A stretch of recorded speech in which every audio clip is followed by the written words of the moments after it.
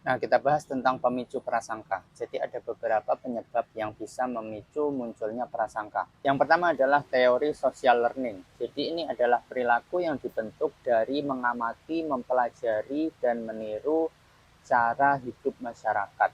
Kita mempelajari apa yang ada di sekeliling, kita melihat bagaimana masyarakat berpikir, bagaimana masyarakat berperilaku, kemudian kita meniru apa yang sudah menjadi sesuatu yang umum di masyarakat. Nah, termasuk juga dalam hal berprasangka. Ketika berprasangka itu menjadi sesuatu yang umum di masyarakat, maka kita cenderung untuk meniru cara pikir tersebut, cara perilaku tersebut. Nah, di dalam teori social learning ini ada yang namanya unsur konformitas, yaitu kita mengikuti apa yang sudah berlaku, apa yang dianggap wajar di masyarakat, mengikuti, mempelajari, dan mempraktekannya supaya kita disukai, diterima, dihargai di dalam masyarakat tersebut. Yang kedua adalah stereotype, yaitu cara berpikir menggeneralisasi. Cuma karena kita melihat beberapa sampel orang dari kelompok tertentu, dari daerah tertentu melakukan hal yang sama berulang kali, kita jadi menyimpulkan, menggeneralisasi bahwa orang dari kelompok tersebut sudah pasti begini, orang dari daerah tersebut sudah pasti begini. Misalkan kita kenal orang dari daerah tertentu yang sering kali melakukan aksi kriminal, misalkan begal, maka kita melakukan stereotyping bahwa orang dari daerah tersebut sudah pasti nggak jauh-jauh dari aksi begal.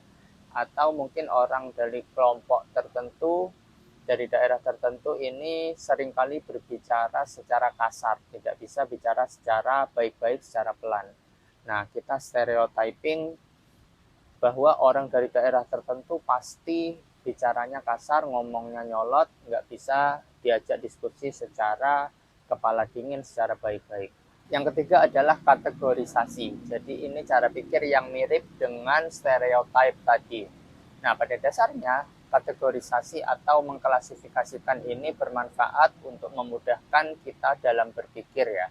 Jadi yang disesuaikan dengan ciri yang sama-sama cirinya ini dikelompok-kelompokkan.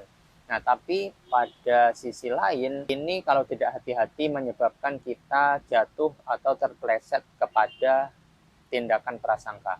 Yang keempat adalah self-serving bias. Ini mudahnya adalah membesar-besarkan atau mengagung-agungkan diri sendiri.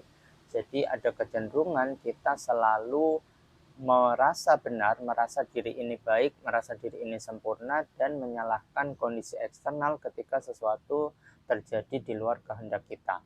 Kita selalu menyalahkan orang lain, kita selalu memuji, membagus-baguskan, mengagung-agungkan diri kita sendiri. Kalau ada hal baik yang terjadi, berarti itu dari saya, dan kalau ada hal buruk terjadi, berarti itu salah Anda, salah pihak eksternal, salah orang lain.